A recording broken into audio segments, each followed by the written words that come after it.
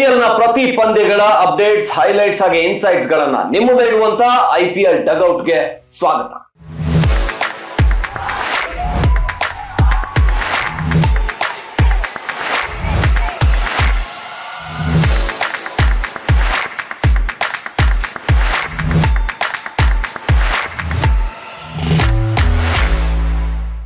Double header ಪಂದ್ಯ ಆಗಿತ್ತು. ಒಂದು ಲಕ್ನೋದಲ್ಲಿ, ಇನ್ನೊಂದು ಹೈದರಾಬಾದ್ ನಲ್ಲಿ. GT ವರ್ಸಸ್ LSG ಪಂದ್ಯ ಮೊದಲು ಮ್ಯಾಟ್ನಿ ಶೋ ಭರ್ಜರಿಯಾಗಿ ಶುರುವಾಯಿತು. ಇಲ್ಲಿ ಎರಡು ಕೂಡ ಪಾಯಿಂಟ್ಸ್ ಟೇಬಲ್ ಟಾಪ್ ಇದ್ದಂತ GT ಹಾಗೇನೆ ಡೌನ್ ಕೆಳಗೆ ಹೋಗ್ತಾ ಇದ್ದಂತ LSG ನಡುವಿನ ಪೈಪೋಟಿ ಹೇಗಿತ್ತು ಅನ್ನೋದನ್ನ ಹೇಳ್ತೀನಿ. ಹಾಗೆ ಇನ್ನೊಂದು ಪಂದ್ಯ ಹೈದರಾಬಾದ್ ವರ್ಸಸ್ ಪಂಜಾಬ್, ಇದು ರೋಚಕವಾಗಿದ್ದಂತ ಪಂದ್ಯ. ಇವೆರಡರ ಬಗ್ಗೆ ಕೂಡ ಒಂದಷ್ಟು ಸಮರಿ ಹೇಳಿ ನಂತರ ಯಾವ್ದು ಟರ್ನಿಂಗ್ ಪಾಯಿಂಟ್ ಆಯ್ತು ಹಾಗೆ ಸೋಷಿಯಲ್ ಮೀಡಿಯಾದಲ್ಲಿ ಏನ್ ಸುದ್ದಿ ಆಗ್ತಿದೆ ಅನ್ನೋದನ್ನ ಹೇಳ್ತೀನಿ. ಮೊದಲ ಪಂದ್ಯದಲ್ಲಿ ಅಂತ ಅದ್ಭುತವಾದಂತಹ ಹೈಲೈಟ್ಸ್ ಏನು ಇರಲಿಲ್ಲ. ಆದ್ರೆ ಇದು GT ಟಾಪ್ ಅಲ್ಲಿ ಇದ್ದಿದ್ರಿಂದ, ಟೇಬಲ್ ಟಾಪರ್ ಆಗಿದ್ರಿಂದ ಅವರನ್ನ ಮಣಿಸ್ತಾರ LSG ಅನ್ನುವಂತ ಪ್ರಶ್ನೆ ಇತ್ತು. ಟಾಸ್ ಅನ್ನ ಗೆದ್ದಿದ್ದು LSG ಟಾಸ್ ಗೆದ್ದು ಸಹಜವಾಗಿನೇ ಪ್ರತಿ ಟೀಮ್ಗಳು ಕೂಡ ಟಾಸ್ ಗೆದ್ರೆ ಚೇಂಜ್ ಮಾಡಕ್ ರೆಡಿ ಆಗ್ತವೆ. ಅದನ್ನೇ ರಿಷಬ್ ಪಂತ್ ಕೂಡ ಮಾಡಿದ್ರು. ಇಲ್ಲಿ ಸಾಯಿ ಸುದರ್ಶನ್ ಗಿಲ್ ಮತ್ತೊಮ್ಮೆ ಅದ್ಭುತವಾಗಿ ಬ್ಯಾಟ್ ಮಾಡಿದ್ರು. ಇಬ್ರು ಕೂಡ 50 ಹೊಡೆದ್ರು. 50 ಹೊಡೆದು GTಗೆ ಒಳ್ಳೆಯ ಆರಂಭವನ್ನ ಒದಗಿಸ್ಕೊಟ್ರು. ಆದ್ರೆ ಅದು ಅದ್ಭುತ ಆರಂಭ ಅಂತ ಅನ್ಸಲಿಲ್ಲ. ಓಪನರ್ಸ್ ಇಬ್ರು ಚೆನ್ನಾಗಿ ಬ್ಯಾಟ್ ಮಾಡಿದ್ರು, ಆದ್ರೆ ನಂತರ ಬಂದವರು ಅಷ್ಟು ಇಫೆಕ್ಟಿವ್ ಅಂತ ಅನಿಸ್ತಿಲ್ಲ. ಇದು GT ಸ್ಕೋರ್ ನ 200 ರೀಚ್ ಮಾಡಿಸುವಲ್ಲಿ ಎಡವತ್ತು ಅಂತ ಹೇಳ್ಬೋದು. ಇಲ್ಲಾಂದ್ರೆ GT ಸಹಜವಾಗಿನೇ 200 ಸ್ಕೋರ್ ಮಾಡುವಂತ ಟೀಮ್. ಜಾಸ್ ಬಟ್ಲರ್ 16ಕ್ಕೆ ದಿಗ್ವೇಶ್ ಸಿಂಗ್ ಔಟ್ ಆದ್ರೆ, ವಾಷಿಂಗ್ಟನ್ ಸುಂದರ್ ರವಿ ಬಿಷ್ಣೋಯ್ ಸ್ಪಿನ್ ದಾಳಿಗೆ ಔಟ್ ಆಗೋದ್ರು. ಇನ್ನ ರುದರ್ಫೋರ್ಡ್ ಪ್ರತಿ ಪಂದ್ಯದಲ್ಲಿ ಸ್ಫೋಟಕ ಆಟ ಆಡ್ತಾ ಇದ್ದಂತ ರುದರ್ಫೋರ್ಡ್ 22ಕ್ಕೆ ಅಂದ್ರೆ ಸಾಕಷ್ಟು ತಿಣ್ಕಾಡಿದ್ರು. GTಗೆ ಸಾಯಿ ಸುದರ್ಶನ್, ಶುಭ್ಮನ್ ಗಿಲ್ ಏನು ಒಂದು ಒಳ್ಳೆಯ ಸ್ಟ್ರೈಕ್ ರೇಟ್ ಅಲ್ಲಿ ಬ್ಯಾಟ್ ಮಾಡ್ತಾ ಇದ್ರು. ಅದನ್ನ ನೆಕ್ಸ್ಟ್ ಬಂದ ಜೋಸ್ ಬಟ್ಲರ್ ಆಗ್ಲಿ ಅಥವಾ ರುದರ್ಫೋರ್ಡ್ ಆಗ್ಲಿ ಇಫೆಕ್ಟಿವ್ ಆಗಿದೆ. ಈ 4 ಜನ ಇಷ್ಟು ಒಂದು 6-7 ಮ್ಯಾಚ್ಗಳಲ್ಲಿ ಅಥವಾ GT ಕಂಪ್ಲೀಟ್ ಆಗಿ ಆಡ್ತಾ ಇದ್ದಿದ್ದೆ ಸಾಯಿ ಸುದರ್ಶನ್, ಶುಭ್ಮನ್ ಗಿಲ್, ಜೋಸ್ ಬಟ್ಲರ್ ಹಾಗೆ ರುದರ್ಫೋರ್ಡ್. ಈ ರುದರ್ಫೋರ್ಡ್ ಅಷ್ಟು ಇಫೆಕ್ಟಿವ್ ಅಂತ ಅನಿಸ್ತಿಲ್ಲ. ಜೋಸ್ ಬಟ್ಲರ್ ಕೂಡ ಒಂಥರ ಆ ಸ್ಟ್ರೈಕ್ ರೇಟ್ ಅಲ್ಲಿ ಆಡ್ಲಿಲ್ಲ. ಯಾಕಂದ್ರೆ ಇವತ್ತಿನ IPL ಪಂದ್ಯಗಳು ಅಂದ್ರೆ 200 ಸ್ಕೋರ್ ಮಾಡೋದು ಕಾಮನ್ ಅಂತ ಆಗಿದೆ. ಇಲ್ಲಿ 200 ಸ್ಕೋರ್ ಮಾಡೋಕೆ ಆಗ್ಲಿಲ್ಲ. ಹಾಗೇನೆ ಬೌಲಿಂಗ್ ಯೂನಿಟ್ ಕೂಡ ತುಂಬಾ ಇಫೆಕ್ಟಿವ್ ಆಗಿ ಕೆಲಸ ಮಾಡಿದ್ದು. ಯಾವ್ದನ್ನ LSG ಬೌಲಿಂಗ್ ಯೂನಿಟ್ ತುಂಬಾ ವೀಕ್ ಅಂತ ಅನ್ಕೋತಾ ಇದ್ವೋ, ಆ ಬೌಲಿಂಗ್ ಯೂನಿಟ್ ತುಂಬಾ ಇಫೆಕ್ಟಿವ್ ಆಗಿ ಬೌಲ್ ಮಾಡಿದ್ದು. ಇಲ್ಲಿ ಬಹಳ ಪ್ರಮುಖವಾಗಿ ಆವೇಶ್ ಖಾನ್ ಕೂಡ ಆಕ್ಟಿವ್ ಆದ್ರು. ದಿಗ್ವೇಶ್ ಸಿಂಗ್ ಸಹಜವಾಗಿನೇ ಪ್ರತಿ ಮ್ಯಾಚ್ ಅಲ್ಲಿ 2 ವಿಕೆಟ್ ಅನ್ನು ತಗೋತಾ ಇದ್ದಾರೆ. ಇನ್ನ ಇಲ್ಲಿ ರವಿ ಬಿಷ್ಣೋಯ್ ಕೂಡ ಈ ಪಂದ್ಯದಲ್ಲಿ ಫಾರ್ಮ್ ಬಂದು 2 ವಿಕೆಟ್ ಅನ್ನು ತಗೊಂಡಿದ್ದು. ಹಾಗಾಗಿನೇ ಆರಂಭದಲ್ಲೇ 200 ಸ್ಕೋರ್ ಮಾಡೋದಕ್ಕೆ GT ಹಿಂದೆ ಬಿತ್ತು. ಅದಾದ ನಂತರ ಬ್ಯಾಟಿಂಗ್ ಗೆ ಇಳಿದಂತಹ LSG ಸಹಜವಾಗಿನೇ ಅವರ ಬ್ಯಾಟಿಂಗ್ ಡೆಪ್ತ್ ತುಂಬಾ ಚೆನ್ನಾಗಿದೆ. ನಾವು ಇದ್ರ ಬಗ್ಗೆ ಚರ್ಚೆ ಕೂಡ ಮಾಡಿದೀವಿ. ನಿಕೋಲಸ್ ಪೂರನ್ ಈಗಾಗಲೇ ಆರೆಂಜ್ ಕ್ಯಾಪ್ ಅಲ್ಲಿ ಇರುವಂತ, ಆರೆಂಜ್ ಕ್ಯಾಪ್ ತಗೊಂಡಿರುವಂತ ಪ್ಲೇಯರ್, ಅದನ್ನ ಕಂಟಿನ್ಯೂ ಮಾಡ್ಕೊಂಡೇ ಹೋಗ್ತಾ ಇದಾರೆ. ಬೇರೆಯವರು ಅವ್ರ ಹತ್ರಕ್ಕೆ ಬರೋದಕ್ಕೆ ಟ್ರೈ ಮಾಡಿದ್ರು ಕೂಡ ಆಗ್ತಾ ಇಲ್ಲ. ಅಷ್ಟರ ಮಟ್ಟಿಗೆ ಸ್ಕೋರ್ ಮಾಡ್ಕೊಂಡು ಹೋಗ್ತಾ ಇದಾರೆ. ಹಾಗೆ ಆಡನ್ ಮಾಕ್ರಮ್ ಇಲ್ಲಿ ಈ ಬಾರಿ ಅಂದ್ರೆ ತುಂಬಾ ಒಳ್ಳೆ ಕಾಂಟ್ರಿಬ್ಯೂಷನ್ ಕೊಟ್ಟಿರ್ಲಿಲ್ಲ LSGಗೆ. ಆದ್ರೆ ನಿನ್ನೆ ಪಂದ್ಯದಲ್ಲಿ ತುಂಬಾ ಒಳ್ಳೆ ಕಾಂಟ್ರಿಬ್ಯೂಷನ್ ಕೊಟ್ರು. ಹಾಗೆ ಸ್ಫೋಟಕ ಬ್ಯಾಟಿಂಗ್ ಆಡಿ 58 ರನ್ ಅನ್ನು ಗಳಿಸಿದ್ರು.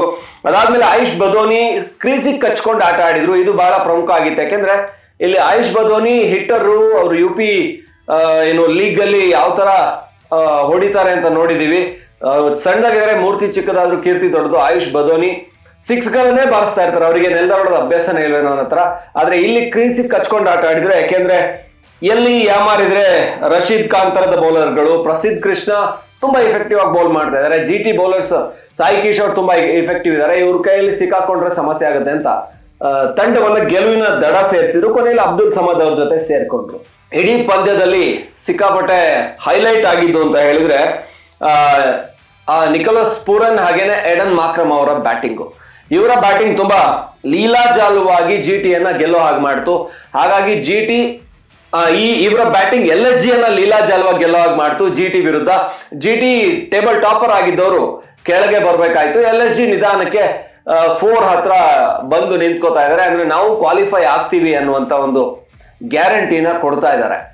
ಇನ್ನು ಎರಡನೇ ಪಂದ್ಯ ಬಹಳ ಬಹಳ ಬಹಳ ರೋಚಕವಾಗಿದ್ದಂತ ಪಂದ್ಯ. 246 ಟಾರ್ಗೆಟ್ ಕೊಟ್ರೆ ಯಾರಿಗೆ ತಾನೇ ಚೇಸ್ ಮಾಡಕ್ಕಾಗುತ್ತೆ. ಅದು ಮೊನ್ನೆ SRH 120ಕ್ಕೆ ಆಲ್ ಔಟ್ ಆಗಿದ್ದವರು. ಈ SRH 300 ಹೊಡೆಯುತ್ತೆ ಅಂತ ಅನ್ಕೊಂಡಿದ್ದವರು 120 ಔಟ್ ಆಗ್ತಾ ಇದಾರೆ. 200 ಹೊಡೆಯೋದಕ್ಕೆ ಕಷ್ಟ ಪಡ್ತಾ ಇದಾರೆ ಅಂತಂದಾಗ 240 ಟಾರ್ಗೆಟ್ನೆಲ್ಲ ಇವ್ರು ಹೊಡಿತಾರ? ಫಾರ್ಮಲ್ ಇಲ್ಲ. ಅಭಿಷೇಕ್ ಶರ್ಮಾ, ಟ್ರಾವಿಸ್ ಹೆಡ್ ಕೂಡ ಫಾರ್ಮಲ್ ಇಲ್ಲ. ಇನ್ ಹೆನ್ರಿಚ್ ಕ್ಲಾಸನ್ ಕೂಡ ಚೆನ್ನಾಗಿ ಆಡ್ತಾ ಇಲ್ಲ. ಯಾರು ಇವತ್ತು 246 ಹೊಡಿತಾರೆ? ಸಾಧ್ಯನೇ ಇಲ್ಲ ಅಂತ ಅನ್ಕೊಂಡಿದ್ದು.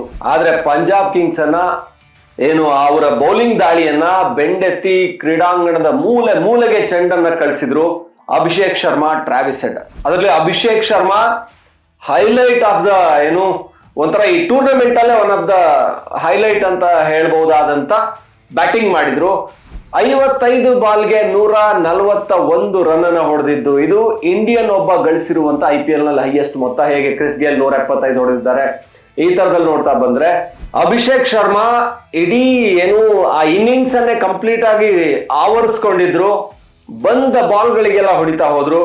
ಹಾಗಾಗಿ ಯಾವುದು ಅಸಾಧ್ಯ ಅನ್ಸಿತ್ತು 246 ಆ ಮೊತ್ತವನ್ನು ಸುಲಭವಾಗಿ ತಲುಪೋದಕ್ಕೆ ಸಾಧ್ಯ ಆಯ್ತು. ಇನ್ನು ಟ್ರಾವಿಸ್ ಹೆಡ್ ಕೂಡ ಅಷ್ಟೇ ಒಳ್ಳೆ ಕೊಡುಗೆಯನ್ನ ಕೊಟ್ರು. ಟ್ರಾವಿಸ್ ಹೆಡ್ 66 ರನ್ ಅನ್ನ ಗಳಿಸಿದ್ರು ಇಲ್ಲಿ.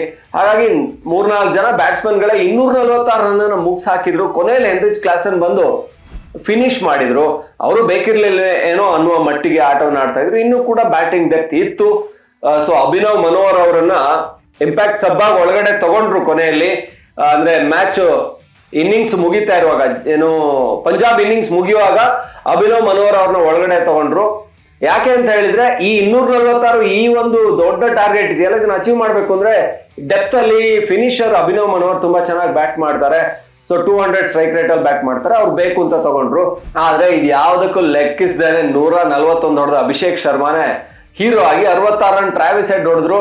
ಸೊ ತಂಡ ತಲೆನೇ ಕೆಡ್ಸ್ಕೊಳ್ಳಿಲ್ಲ. ಕ್ಲಾಸನ್ ಸ್ವಲ್ಪ ಹೊಡಿಬೇಕಾಯ್ತು. ಅಲ್ಲಿಗೆ ಮ್ಯಾಚೇ ಮುಗಿದೋಯ್ತು.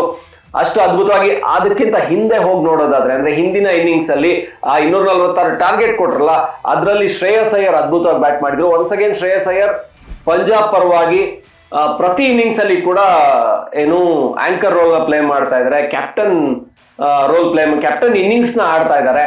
ಸೊ ಹಾಗಾಗಿ ಪಂಜಾಬ್ ಕಿಂಗ್ಸ್ 246 ಟಾರ್ಗೆಟ್ ಕೊಟ್ಟು ಗೆಲ್ಲೋಕ್ ಆಗ್ಲಿಲ್ಲಲ್ವಾ ಅಂತ ಹೇಳಿ ಶಾಕ್ ಆಯ್ತು ಅಂತ ಹೇಳ್ಬೋದು. ಯಾಕೆಂದ್ರೆ ಪಂಜಾಬ್ ಕೂಡ ತುಂಬಾ ಇಫೆಕ್ಟಿವ್ ಆದಂತ ಬೌಲಿಂಗ್ ಯೂನಿಟ್ ಇದೆ ಪಂಜಾಬ್ ಅಲ್ಲಿ ಕೂಡ.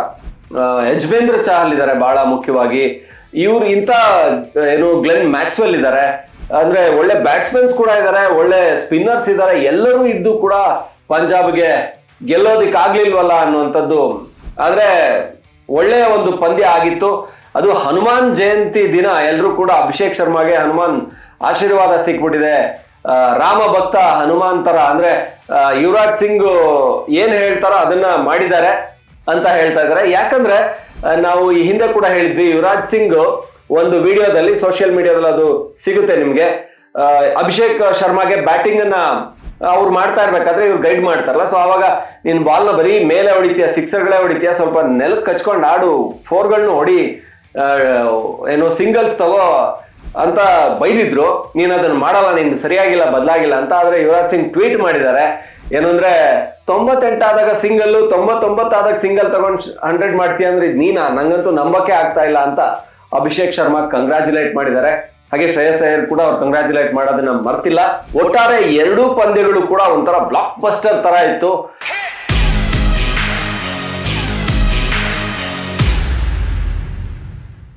ಇದರಲ್ಲಿ ಟರ್ನಿಂಗ್ ಪಾಯಿಂಟ್ ಯಾರಿಗೆ ತಾನೇ ಗೊತ್ತಿಲ್ಲ. ಅಭಿಷೇಕ್ ಶರ್ಮಾ ಟ್ರಾವಿಸ್ ಹೆಡ್ ಅವ್ರನ್ನ ಕಂಟ್ರೋಲ್ ಮಾಡಕ್ ಆಗದೆ ಇದ್ದಿದೆ ಮ್ಯಾಚ್ ನ ಟರ್ನಿಂಗ್ ಪಾಯಿಂಟ್. ಇಲ್ಲ ಅಂದ್ರೆ 246 ಟಾರ್ಗೆಟ್ ಅನ್ನ ಹೊಡ್ಕೊಂಡು ಇನ್ಯಾವ್ದಿದೆ ಟರ್ನಿಂಗ್ ಪಾಯಿಂಟ್? ಅದನ್ನ ಚೇಂಜ್ ಮಾಡೋದು ಅಸಾಧ್ಯ ಅನ್ಕೊಳ್ಳಾಗಿತ್ತು.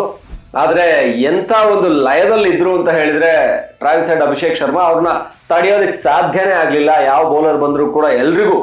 ಮೊಹಮ್ಮದ್ ಶಮಿ ಅವ್ರಿಗೆ ಆರಂಭದಲ್ಲಿ ಏನು ಹೊಡೆದಿದ್ರು, 4 ಓವರ್ಗೆ 75 ರನ್ ಅನ್ನ ಇವ್ರು ಹೊಡೆದಿದ್ರು. ಯಾರು? ಪಂಜಾಬ್ ಕಿಂಗ್ಸ್ ಅವ್ರು ಹೊಡೆದಿದ್ರು. ಅದನ್ನು ಮೀರಿಸೋ ಹಾಗೆ ಬ್ಯಾಟ್ ಮಾಡಿದ್ರು.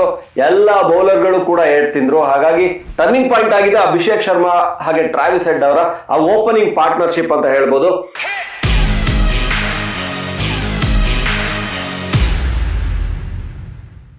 ಸೋಷಿಯಲ್ ಸುದ್ದಿ ಏನ್ ಓಡಾಡ್ತಾ ಇದೆ ಅಂತ ಹೇಳಿದ್ರೆ ಸಹಜವಾಗಿನೇ ಅಭಿಷೇಕ್ ಶರ್ಮಾ ಬಗ್ಗೆನೇ ಸೋಷಿಯಲ್ ಮೀಡಿಯಾದಲ್ಲಿ ಭಾರಿ ಸುದ್ದಿ ಆಗ್ತಾ ಇದೆ. ಅಭಿಷೇಕ್ ಶರ್ಮಾ ಒಂದು ಚೀಟಿಯನ್ನ ಇಟ್ಕೊಂಡು ತೋರಿಸ್ತಾರೆ 100 ಆದ್ಮೇಲೆ. ಆ ಚೀಟಿಯನ್ನ ಎತ್ತಿ ಹಿಂಗೆ ತೋರಿಸ್ತಾರೆ. ಅದ್ರಲ್ಲಿ ಏನ್ ಬರ್ದಿತ್ತು ಅಂತ ಶ್ರೇಯಸ್ ಅಯ್ಯರ್ ಹೋಗ್ಬಿಟ್ಟು ಏನ್ ಬರ್ದಿದೆ ಅಂತ ಚೀಟಿ ಇಸ್ಕೊಂಡು ನೋಡ್ತಾರೆ. ಅಂದ್ರೆ ಅಪೋಸಿಟ್ ಟೀಮ್ ನ ಕ್ಯಾಪ್ಟನ್ಗೂ ಕೂಡ ಕ್ಯೂರಿಯಾಸಿಟಿ ತಡ್ಕೊಳಕ್ಕಾಗಲ್ಲ, ಏನ್ ಬರ್ದಿದ್ದಾರೆ ಇದ್ರಲ್ಲಿ ಅಂತ ಓದ್ತಾರೆ.